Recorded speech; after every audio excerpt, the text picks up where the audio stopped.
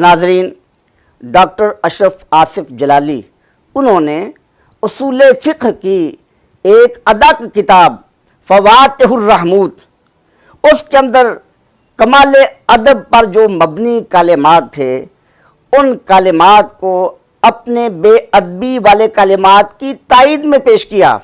پہلے آپ ڈاکٹر صاحب کی آواز میں ان کی یہ بات سماعت فرمائیں۔ یہ بحر العلوم مسلم الثبوت کی شرح، علماء جانتے ہیں کہ اصول فقہ میں مسلم الثبوت کا جو مقام ہے، وہ مفتی جو کہہ رہے ہیں سلفن خلفن کسی نے یہ بات نہیں کی، یعنی سلفن خلفن پڑھ تو لو، پہلے پڑھو، تب پتا چلے گا کہ سیدہ کا ادب کیا ہے۔ بگوتروں نے توہین کرنے والوں کا کلچر چاٹ کر آج انہی کی بولی بولنا شروع کر دی۔ ادب سیکھنا ہے تو اہل سنت ہی سکھائیں گے، سیدنا پیر میر علی شاہ رحمۃ اللہ علیہ سکھائیں گے، امام احمد رضا بریلوی سکھائیں گے، ادب داتا گنج بخش اجویری سکھائیں گے رحمۃ اللہ علیہ۔ اب دیکھیے، لمبی بات میں نہیں کرتا، اگرچہ لمبی ہوتی جا رہی ہے، یہ دو رد کر کے انہوں نے بات آگے شروع کی کہ روافض یہ کہتے ہیں کہ آل پاک کا کہنا بھی نبیوں کا کہنا ہے چونکہ ان کی طرح معصوم ہے۔ تو انہوں نے کہا نہیں، آل پاک معصوم نہیں، محفوظ ہیں۔ تو انبیاء علیہ السلام کے فتوے کی حیثیت اور ہے، اہل بیت اطہار علیہم رضوان کے فتوے کی حیثیت اور ہے۔ یہ اصول ہے اہل سنت کا۔ اب وَقَضَا يَجُوزُ عَلَيْهِمُ الزَّلَّةُ زلۃ القاری علیہم اہل بیت وَهِيَ وُقُوعُهُمْ فِي أَمْرٍ غیر مناسب لمرتباتہم من غیر تعمد، یعنی بغیر ارادے کے ذلت۔ ناظرین، آپ نے ڈاکٹر صاحب کی خطیبانہ مہارت ملاحظہ فرمائی اور یہ بھی سنا کہ ڈاکٹر صاحب فواتح الرحموت کی اہمیت بڑے زوردار انداز میں پیش کر رہے ہیں۔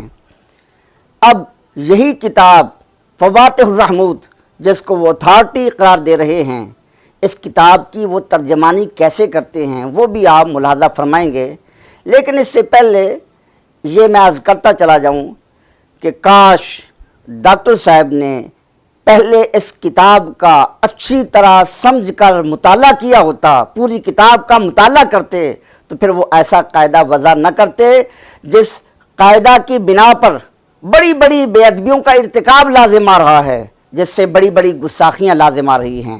پہلے آپ ڈاکٹر صاحب کا وہ قاعدہ بھی سماعت فرمائیں۔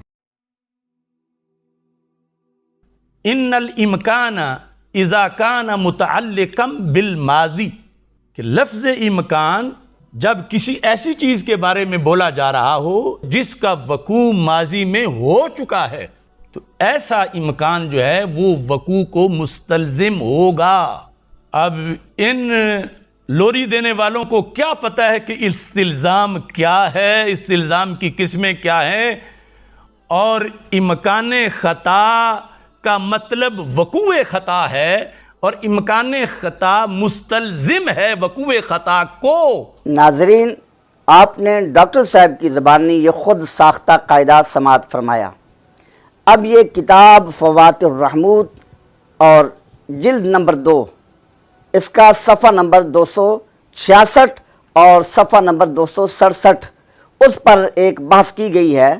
تو یہ بیان کرنے سے پہلے میں یہ عرض کرتا چلا جاؤں کہ ڈاکٹر صاحب نے اس بحث کو نہیں چھیڑا، بلکہ انہوں نے اس بحث کے بعد والے صفحات سے ایک عبارت پیش کی ہے جس کو انہوں نے اپنی تائید بنایا ہے، اس پر ہم بعد میں گفتگو کریں گے۔ پہلے اس بحث کے متعلق ہم چند باتیں عرض کرتے ہیں۔ اس بحث کا خلاصہ کیا ہے؟ اس کے اندر یہ بیان کیا گیا ہے کہ نبی پاک صلی اللہ تعالیٰ علیہ وسلم آپ کی امت کا اجماع حجت ہے۔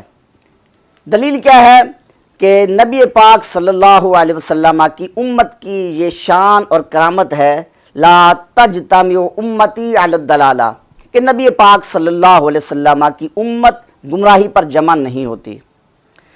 اب اس پر اجماع کے منکرین نے اعتراض کیا ہے، انہوں نے یہ کہا کہ کل امت سے خطا ممکن ہے، اجتہاد میں خطا ممکن ہے، غلطی ممکن ہے۔ جب کل امت سے غلطی کا صدور ممکن ہے، اس سے معلوم ہوا کہ نبی پاک صلی اللہ علیہ وسلم کی امت کا اجماع حجت نہیں ہے۔ اب یہ فواتح الرحموت کی عبارت آپ ملاحظہ فرمائیں تو انہوں نے اجماع کے منکرین نے یہ دلیل پیش کی۔ یہ صفحہ نمبر 267 پر عبارت موجود ہے۔ کہا کہ وقالوا ثانیا قولہ تعالی لا تأکل الربا اضعافا مضاعفہ وامثالها مما یشتمل علی النہی یفید جواز صدور المنہی عنہ عن الکل وإلا لازم النہی اما یستحیل وجودہ۔ تو اجماع کے منکرین نے یہ اعتراض کیا کہ قرآن مجید میں بہت سے ایسے مقامات ہیں جن میں نبی پاک صلی اللہ علیہ وسلم کی امت کو خطاب کرتے ہوئے نہیں فرمائی گئی ہے، کسی حرام کام سے روکا گیا ہے۔ اس کی ایک مثال انہوں نے پیش کی سورہ آل عمران آیت نمبر 130۔ اللہ تبارک و تعالیٰ نے ارشاد فرمایا یا ایھا الذین آمنوا لا تأکلوا الربا اضعافا مضاعفہ، فرمایا کہ اے ایمان والو تم سود دگنا نہ کھاؤ۔ سود سے منع کیا گیا، سود کا کھانا حرام ہے، حرام کام سے اللہ تبارک و تعالیٰ نے منع فرمایا۔ تو اس سے معلوم ہوتا ہے کہ کل امت سے حرام کام کا صدور جائز ہے، کل امت سے حرام کام کا صدور ممکن ہے۔ کیوں؟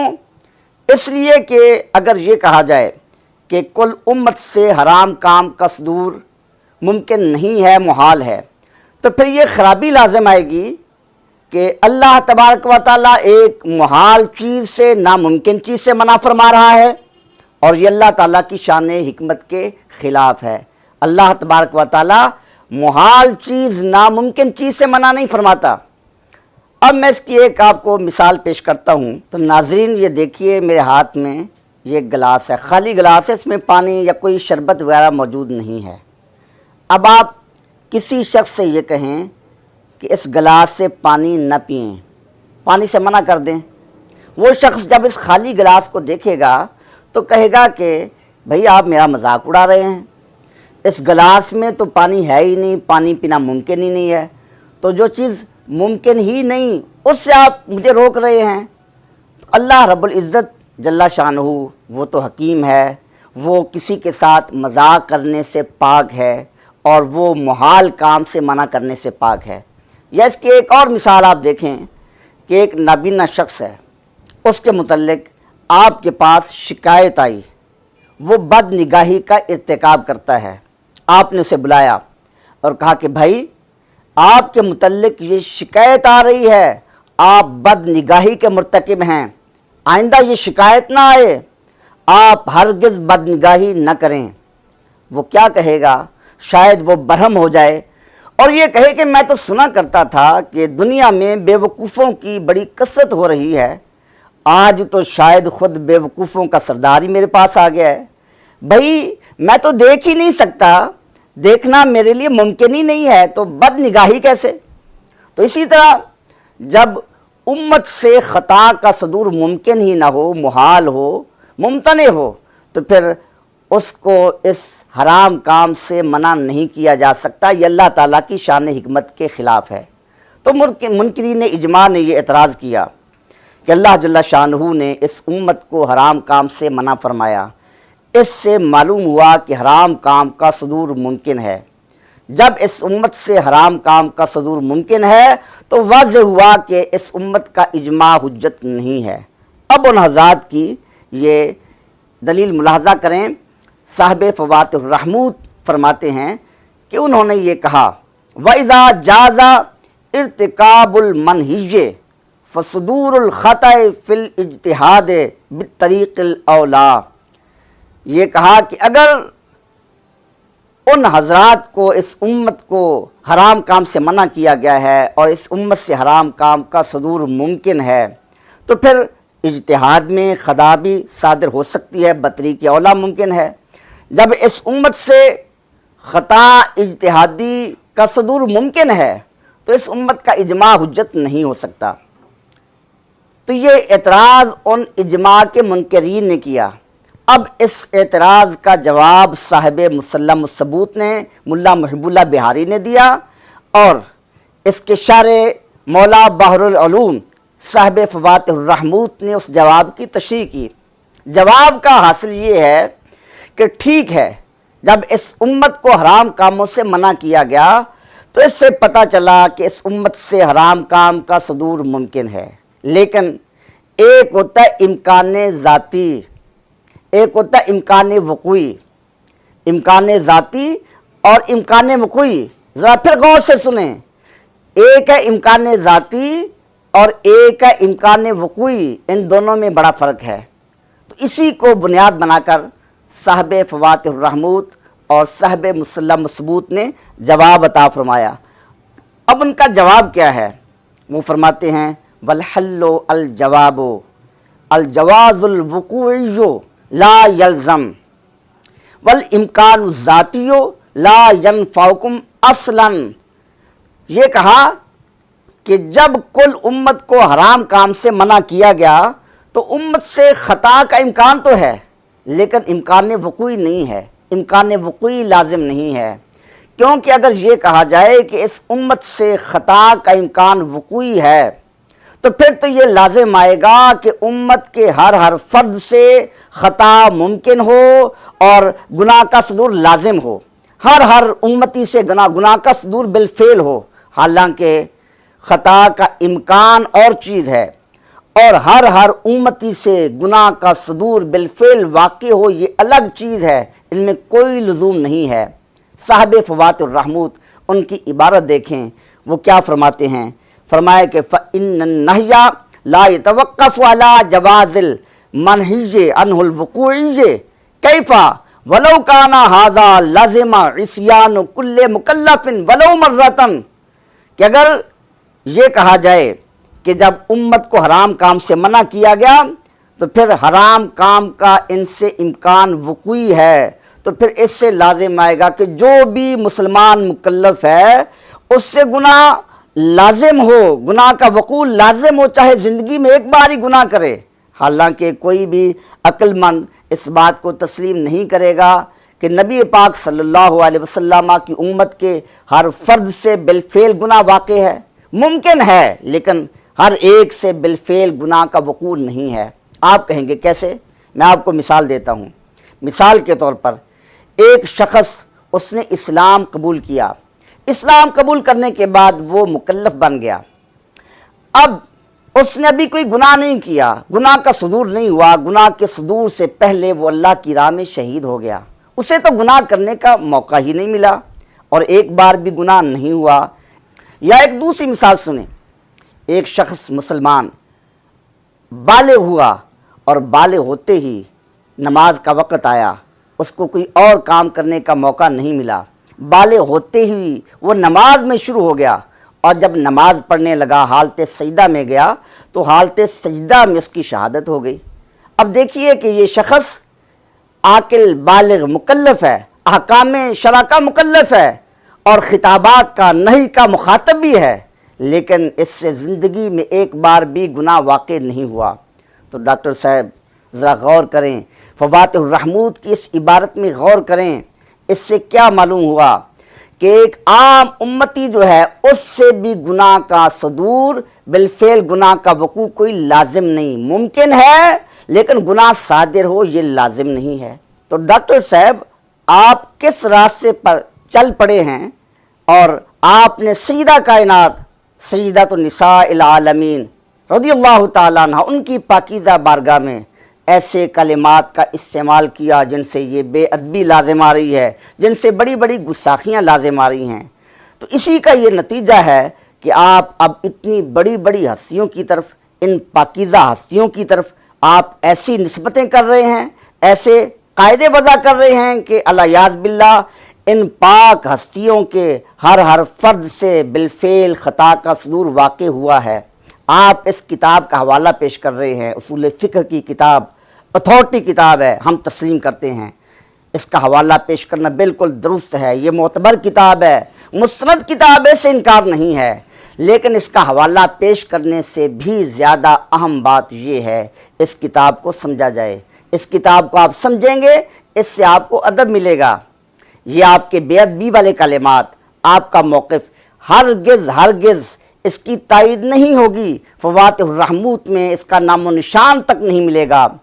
تو ڈاکٹر صاحب آپ پھر غور کریں، میں پھر یہ کہتا ہوں کہ فواتح الرحموت کو دیکھیں، یہ کیا فرما رہے ہیں کہ امکان وقوعی یہ لازم نہیں ہے، اور امکان کو وقوع لازم نہیں ہے، یہاں امکان ذاتی لازم ہے۔ نبی پاک صلی اللہ علیہ وسلم کی امت سے خطا کا صدور ممکن ہے، لیکن امکان وقوعی لازم نہیں، امکان ذاتی لازم ہے، اور امکان ذاتی لازم ہو تو اس سے تمہیں کوئی فائدہ نہیں ہوگا۔ تو یہ عبارت دیکھیں، فرما رہے ہیں کہ بل امکان ذاتیو الذی ہوا لازم للنہی لا ینفعکم اصلا فانہ لا یستلزم الوقوع، کہ امکان ذاتی یہاں لازم آ رہا ہے، اور امکان ذاتی جو لازم ہے اے اجماع کے منکرو وہ تم کو بالکل فائدہ نہیں دے گا۔ کیوں؟ فَإِنَّهُ لَا يَسْتَلْزِمُ الْوُقُوعَ۔ ڈاکٹر صاحب میں کان صاف کرنے کی بات نہیں کر رہا، میں تو یہی کہوں گا کہ سیدہ کائنات رضی اللہ تعالیٰ عنہ آپ کی بارگاہ میں، پاکیزہ بارگاہ میں جو بے ادبی والے کلمات کا آپ استعمال کر چکے ہیں، ان کے نتیجے میں دل پہ جو غبار آ گیا ہے، ذرا اس غبار کو صاف کر کے پھر آپ سنیں یہ کیا فرما رہے ہیں۔ یہی بحر العلوم جن کا آپ حوالہ پیش کرتے ہیں، وہ کیا فرماتے ہیں؟ وہ فرماتے ہیں فَإِنَّهُ لَا يَسْتَلْزِمُ الْوُقُوعَ، فَإِنَّهُ لَا يَسْتَلْزِمُ الْوُقُوعَ۔ پھر غور سے سنیں، وہ فرماتے ہیں امکان ذاتی جو ہے اس کو وقوع لازم نہیں ہے، امکان ذاتی وقوع کو مستلزم نہیں ہے۔ اور آپ کا قاعدہ کیا ہے؟ آپ کیا قاعدہ پیش کرتے ہیں؟ آپ کہتے ہیں مستلزم للوقوع، امکان کو وقوع لازم ہے۔ یہ فرما رہے ہیں امکان ذاتی کو وقوع لازم نہیں ہے، امکان وقوع کو مستلزم نہیں ہے۔ پہلے آپ دوبارہ پھر اپنا قاعدہ ذرا سماعت فرمائیں۔ ان الامکان اذا کان متعلقا بالماضی، کہ لفظ امکان جب کسی ایسی چیز کے بارے میں بولا جا رہا ہو جس کا وقوع ماضی میں ہو چکا ہے، تو ایسا امکان جو ہے وہ وقوع کو مستلزم ہوگا۔ اب ان لوری دینے والوں کو کیا پتہ ہے کہ استلزام کیا ہے، استلزام کی قسمیں کیا ہیں، اور امکان خطا کا مطلب وقوع خطا ہے، اور امکان خطا مستلزم ہے وقوع خطا کو۔ تو ڈاکٹر صاحب جس کتاب کو آپ اتھارٹی قرار دے رہے ہیں، مستند کتاب ہے، اس کو آپ تسلیم بھی کر لیں، اسی کتاب میں جس چیز کے لیے استلزام کی نفی کی گئی، فرمایا فَإِنَّهُ لَا يَسْتَلْزِمُ الْوُقُوعَ، آپ کا قاعدہ کیا کہہ رہا ہے؟ مستلزم للوقوع۔ جہاں نفی کی گئی ہے آپ وہاں اس بات لا رہے ہیں۔ ڈاکٹر صاحب ذرا غور کریں، آپ ایک غلطی کو ثابت کرنے کے لیے غلطی پر غلطی کیے جا رہے ہیں، اور اتنی جسارتوں کے بعد آپ پھر یہ پڑھتے ہیں کہ حشر کو ہوگا یہ معلوم کہ جیتا کون اور ہارا کون۔ تو ڈاکٹر صاحب ٹھیک ہے، یہ بات حشر کو معلوم ہوگی کہ جیتا کون اور ہارا کون، لیکن اللہ تبارک و تعالی وہ ستار ہے، وہ عیوب پر پردہ ڈال دے گا، لیکن آپ کی زبان سے جو کلمات نکل چکے ہیں اس کا یہ نتیجہ ہے، اسی دنیا میں پتہ چل رہا ہے کہ جیتا کون اور ہارا کون۔ تو ڈاکٹر صاحب آپ بحر العلوم کے حوالے پیش نہ کریں، یہ اہل معرفت ہیں، یہ علم و ادب کے پیکر ہیں، آپ کے بے ادبی والے کلمات کی تائید یہاں سے نہیں ملے گی۔ بہتری اسی میں ہے کہ آئندہ اس کتاب کا حوالہ پیش نہ کریں اور اہل سنت کو جگ ہنسائی سے بچائیں۔ تو اس بحث کا خلاصہ کیا نکلا کہ کل امت سے خطا کا امکان ذاتی ہے اور اس کو وقوع لازم نہیں ہے، امکان ذاتی کو وقوع لازم نہیں، لہذا لا تجتمع امتی علی الدلالہ کی روشنی میں اس امت کا خطا پر اجتماع واقع نہیں ہوگا، لہذا پتہ چلا اس امت کا اجماع حجت ہے۔ تو ناظرین، یہ فوات الرحمود کی بحث آپ نے ملاحظہ فرمائی۔ اب اسی کی روشنی میں پیر صاحب گولڑوی رحمۃ اللہ تعالی علیہ ان کی عبارت میں غور کریں۔ انہوں نے جو کلمات فرمائے جس کا مفہوم یہ ہے کہ اہل بیت اطہار کے پاک گروہ سے خطا کا صدور ممکن ہے۔ خطا کا صدور ناممکن نہیں، خطا کا صدور ممکن ہے۔ اب اس عبارت میں امکان سے اگر امکان وقوعی مراد لے لیں، یہ ہرگز مراد نہیں لے سکتے۔ فوات الرحمود بحر العلوم کی اس بحث کے مطابق یہاں امکان وقوعی مراد نہیں لے سکتے۔ کیوں؟ اگر امکان وقوعی والا معنی مراد لیں تو پھر اس سے یہ لازم آئے گا، اس عبارت کے مطابق یہ بات لازم آئے گی کہ اہل بیت اطہار کے پاک افراد میں سے ہر فرد سے گناہ کا بالفعل صدور واقع ہو۔ تو ذرا غور کریں، ایک عام امتی جو ہے اس کے بھی لیے یہ لازم نہیں ہے کہ اس سے خطا کا صدور بالفعل واقع ہو۔ تو اہل بیت اطہار کے پاک افراد، ان کے متعلق ہم یہ کہیں کہ ہر فرد سے، اور پھر بالخصوص سیدہ کائنات سیدۃ النساء العالمین رضی اللہ تعالیٰ عنہ، ان کے متعلق ہم یہ کہیں ان سے خطا کا صدور بالفعل واقع ہے، لازم ہے۔ یہ کیسے کہہ سکتے ہیں؟ ناظرین غور کریں، یہ ہے بے ادبی کے کلمات کا نتیجہ کہ ڈاکٹر اشرف آصف جلالی بحر العلوم کی جس عبارت کو بڑے فخر سے پیش کر رہے تھے، تو بحر العلوم کی ایک ہی علمی ضرب سے ڈاکٹر صاحب کا یہ قاعدہ چور چور ہو کر رہ گیا۔ تو ڈاکٹر صاحب، آپ اپنے علمی وقار کو بچانے کے لیے، علمی ساکھ کو بچانے کے لیے آپ کس راستے پر نکل پڑے ہیں؟ سیدہ کائنات رضی اللہ تعالیٰ عنہ آپ کی بارگاہ میں جو ادب کے طریقے چھوڑ دے گا، اس کے سارے علمی بت پاش پاش ہو جائیں گے۔ ناظرین، بات ذرا لمبی ہو گئی ہے مگر یہ ضروری بات تھی، لہذا میں نے جامع انداز میں اس کو بیان کیا، ورنہ گھما گھما کر لمبی بات کرنا اور 10 منٹ کی بات کو 10 گھنٹوں میں بیان کرنا، یہ میں سمجھتا ہوں اپنا اور دوسروں کے وقت کا ضیاع ہے۔ تو ناظرین، اب فوات الرحمود کی وہ عبارت جس کو ڈاکٹر اشرف آصف جلالی نے اپنے موقف کی تائید میں پیش کیا اور بڑے دعوے سے یہ کہا کہ خلفاً سلفاً والے کان صاف کر کے سن لیں۔ اور یہاں یہ بات بھی ذہن میں رکھیں کہ پیر صاحب گولڑوی رحمۃ اللہ تعالی علیہ آپ کی عبارت میں امکان خطا کا ذکر ہے۔ کسی بھی صحیح العقیدہ سنی مسلمان کو اس پر تو اعتراض ہی نہیں ہے، وہ تو ہمارا عقیدہ ہے۔ ہمارا اعتراض تو ان جملوں پر ہے جو آپ سے صادر ہو چکے ہیں کہ جب مانگ رہی تھی الیاذ باللہ خطا پر تھیں۔ آپ کی مراد چاہے کچھ بھی ہو، لیکن اس طرح زوردار انداز میں مطلق خطا کی نسبت سیدہ کائنات رضی اللہ تعالیٰ عنہ کی طرف کرنا یہ بے ادبی ہے، اس سے آپ کو رجوع لازم ہے۔ تو ڈاکٹر صاحب، آپ پر رجوع لازم تھا، مگر ڈاکٹر صاحب نے کیا کیا؟ رجوع کے بجائے بحر العلوم کی یہ عبارت پیش کر دی۔ تو بحر العلوم فوات الرحمود جلد نمبر 2 صفحہ نمبر 279 پر یہ عبارت موجود ہے۔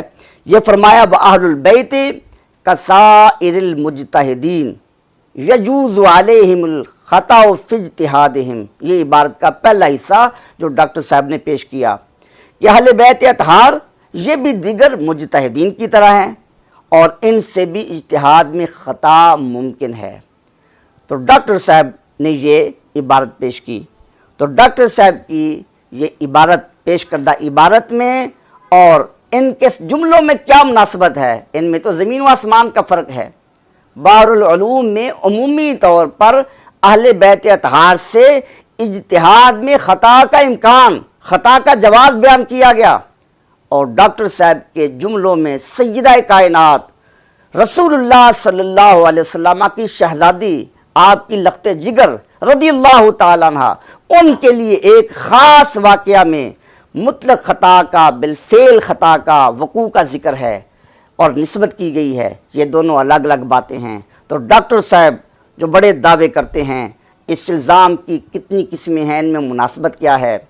تو میں ان سے یہ کہوں گا کہ اگر یہاں استلزام پایا جا رہا ہے ان دونوں باتوں میں کہ اہل بیت اطہار ان کے افراد سے خطا کا صدور ممکن ہے، اس کو یہ لازم ہو کہ سیدہ کائنات رضی اللہ تعالیٰ عنہ آپ سے بھی بالفعل الیاذ باللہ خطا ہوئی، اس میں کوئی استلزام ہے وہ دلیل سے ثابت کریں۔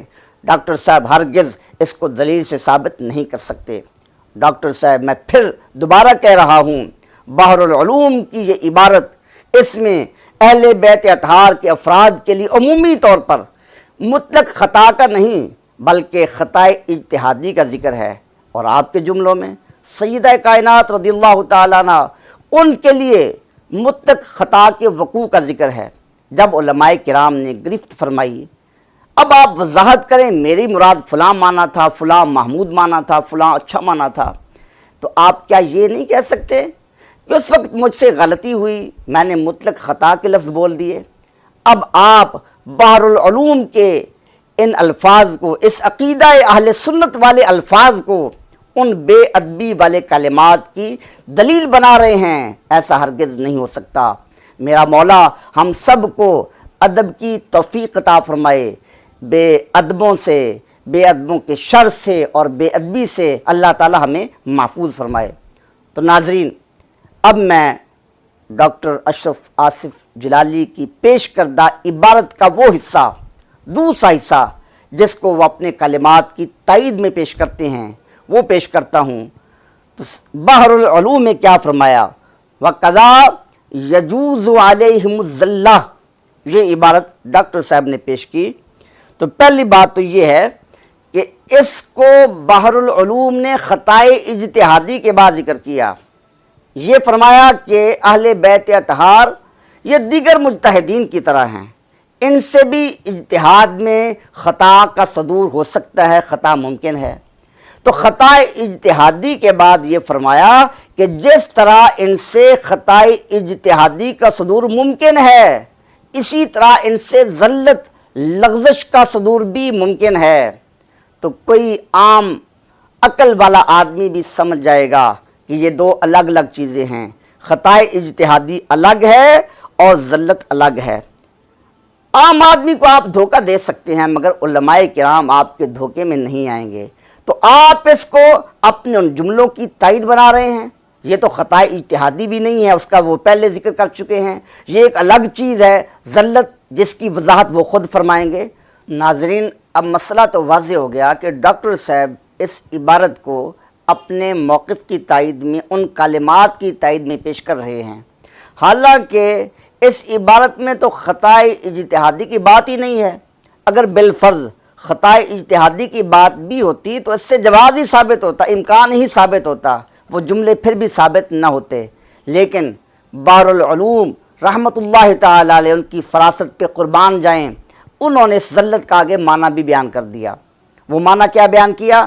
وہ الفاظ سنیں، فرماتے ہیں یا وقوعہم فی امر غیر مناسب لمرتبتہم من غیر تعمد، یہ ذلت کا معنی بیان کیا۔ وہی وقوعہم فی امر غیر مناسب لمرتبتہم من غیر تعمد، یہی وہ جملہ ہے جس کے متعلق ہم نے اپنے پچھلے کلپ میں یہ بیان کیا تھا کہ ڈاکٹر صاحب نے یہ جملہ پڑھا تو ہے لیکن اس کا ترجمہ نہیں کیا۔ کیوں؟ اگر ترجمہ کرتے تو بات واضح ہو جاتی۔ تو بحر العلوم کیا فرماتے ہیں؟ وہ فرما رہے ہیں کہ ذلت تو یہ ہے کہ اہل بیت اطہار کسی ایسے امر میں، ایسے کام میں واقع ہو جائیں بغیر ارادے کے جو ان کے مرتبے کے مناسب نہ ہو، ان کے بلند مرتبے کے مناسب نہ ہو۔ آپ سمجھ جائیں گے کہ یہ چیز جو ذلت جس کا یہ معنی بیان کر رہے ہیں، یہ کوئی گناہ نہیں ہے، یہ خطا بھی نہیں ہے، یہ خطائے اجتہادی بھی نہیں ہے، بلکہ عام لوگوں کے اعتبار سے تو یہ امر غیر مناسب بھی نہیں ہے، یہ صرف اہل بیت اطہار کے بلند مرتبے کے اعتبار سے امر غیر مناسب ہے، یعنی ان کے شایان شان نہیں ہے۔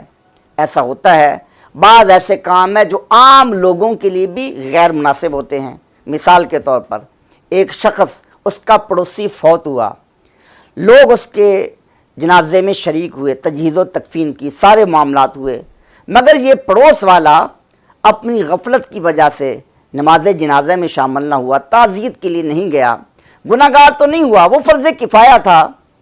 لوگوں نے ادا کر دیا، تجہیز و تکفین کر دی، یہ گناہ بھی نہیں، خطا بھی نہیں، خطا اجتہادی بھی نہیں، لیکن ایک امر غیر مناسب ضرور ہے۔ اسی طرح ایسا بھی ہوتا ہے ایک کام ایک بد عقیدہ کے لائق ہوتا ہے کہ وہ تو ہے ہی بد عقیدہ۔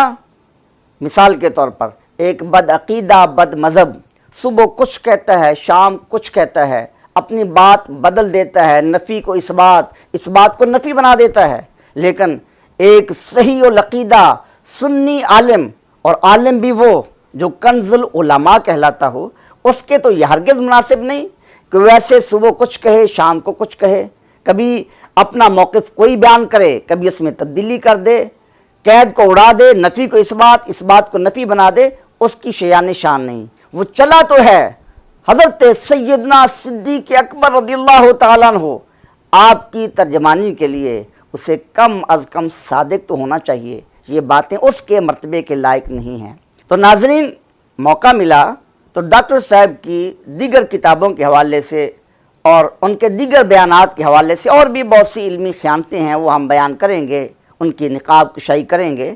چند ضروری باتیں اب میں کرتا ہوں کہ ڈاکٹر صاحب یہ کہہ رہے ہیں کہ مطالبہ کرنے والے، رجوع کا مطالبہ کرنے والے علماء یہ کہتے ہیں آپ کا موقف تو صحیح ہے، آپ صرف رجوع کر لیں، الفاظ واپس لے لیں۔ تو ڈاکٹر صاحب، جب آپ کے بیانات میں اتنا تضاد ہے تو کسی عالم کے مبہم بیان کی وجہ سے اس کے بیان کو آپ اپنی تائید نہیں بنا سکتے۔ آپ کسی کی تائید لے بھی لے، اس سے فرق کیا پڑے گا؟ سیدہ کائنات رضی اللہ تعالی عنہا کی بارگاہ عظمت میں یہ بے ادبی والے کلمات، ان کا استعمال جائز نہیں ہو سکتا۔ اور پھر یہ بھی عرض کرتا چلا جاؤں کہ کچھ لوگ یہ سمجھتے ہیں کہ شاید ڈاکٹر صاحب نے اپنے الفاظ واپس لے لیے ہیں۔ ڈاکٹر صاحب نے ہرگز اپنے الفاظ واپس نہیں لیے، وہ ان الفاظ پر ڈٹے ہوئے ہیں، اس پر قائم ہیں۔ آپ خود ڈاکٹر صاحب کی آواز میں یہ سماعت فرمائیں۔ تو یہ یعنی صورتحال تھی کہ ان کے کلام کی میں نے تشریح کی اور اس پر میں ذمہ دار ہوں۔ یعنی کچھ لوگ سمجھتے ہیں، اکثر یہی سمجھ رہے ہیں کہ جس طرح کوئی بات غیر ارادی سبقت لسانی سے کوئی لفظ نکل جاتا ہے تو پھر واپس لے لینا چاہیے، اس میں ضد کیوں ہے؟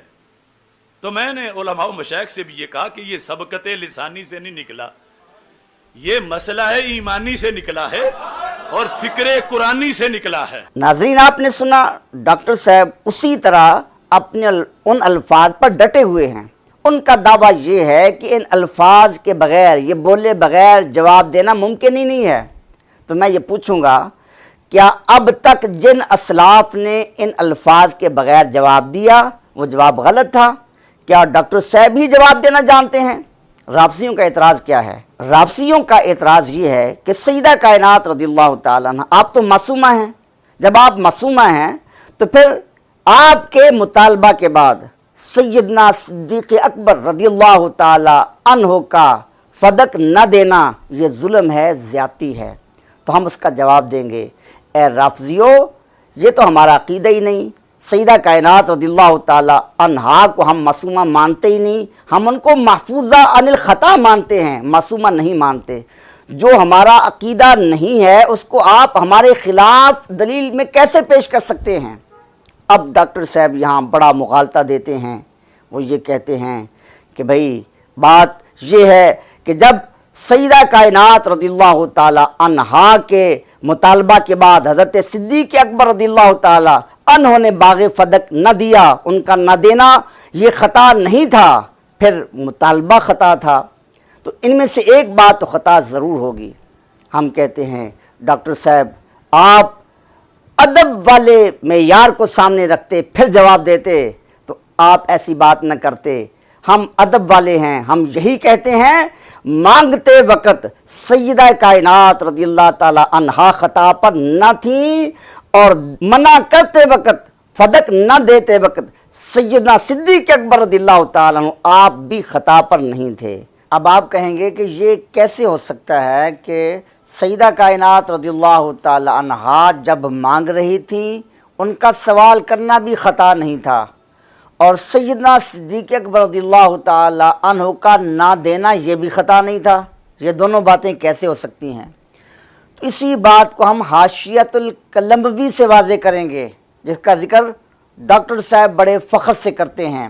حاشیۃ القلموی، اس کی جلد نمبر 2 اور صفحہ نمبر 168، وہاں پر یہ بات ذکر کی گئی کہ حضرت سیدنا موسیٰ کلیم اللہ علیہ نبینا علیہ الصلوۃ والسلام نے اللہ تبارک و تعالیٰ کی بارگاہ میں عرض کیا، ربی ارینی انظر الیک، اے اللہ مجھے اپنا دیدار کروا، میں تیرا دیدار کروں گا۔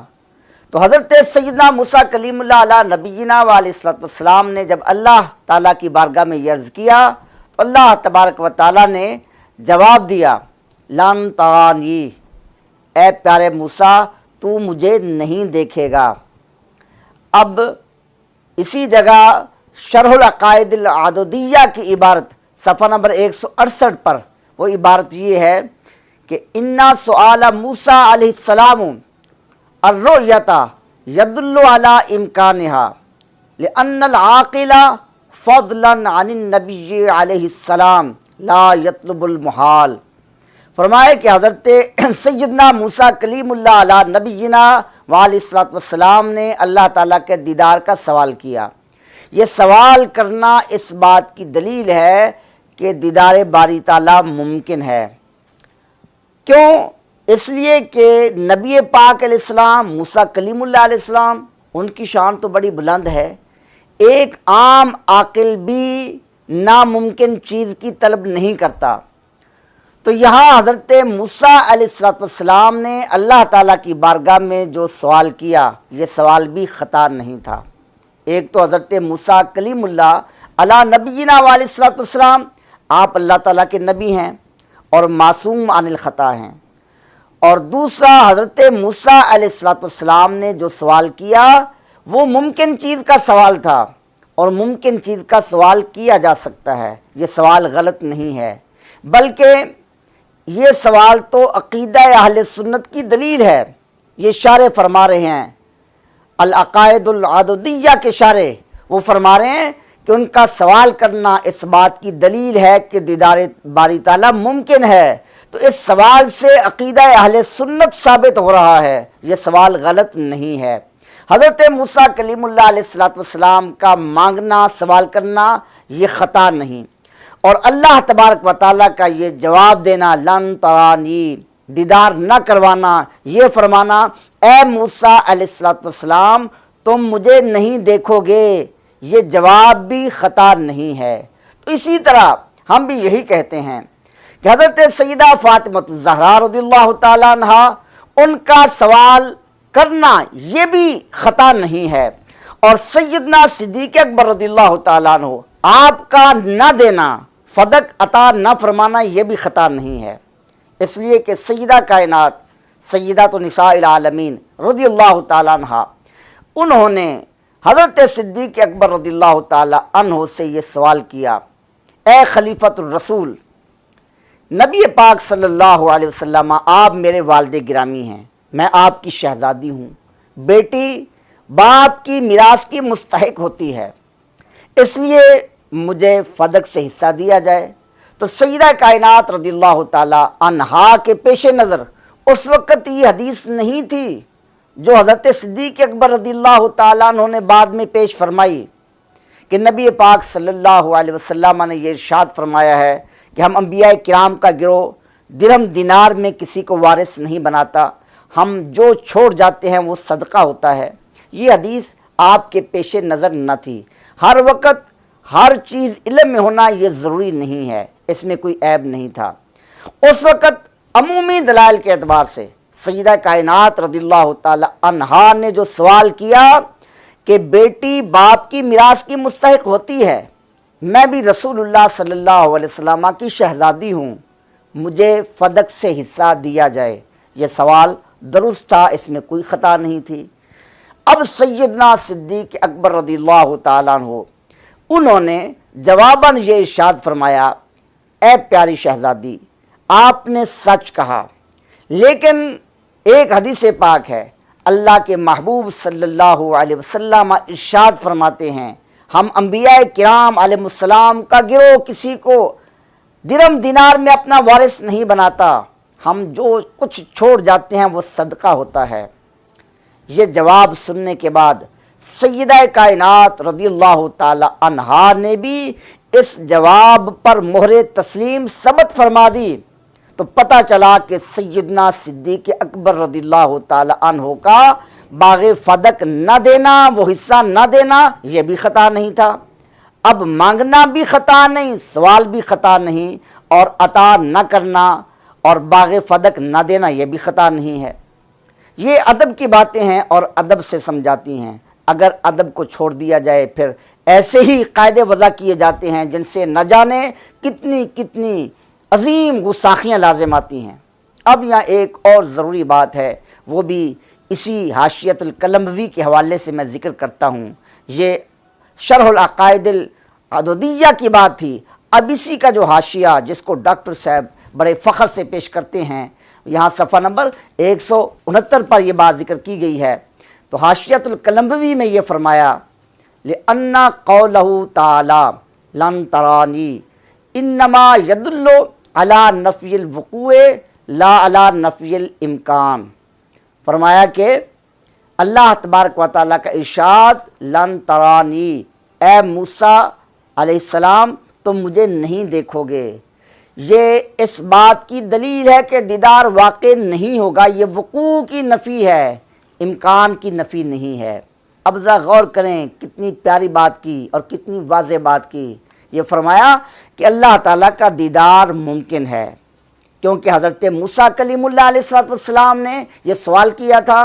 ایک عام عاقل بھی ناممکن چیز کی طلب نہیں کرتا، اللہ کے نبی صلی اللہ علیہ وسلم ان سے تو یہ بعید بات ہے کہ وہ محال چیز اور ناممکن چیز کی طلب کریں۔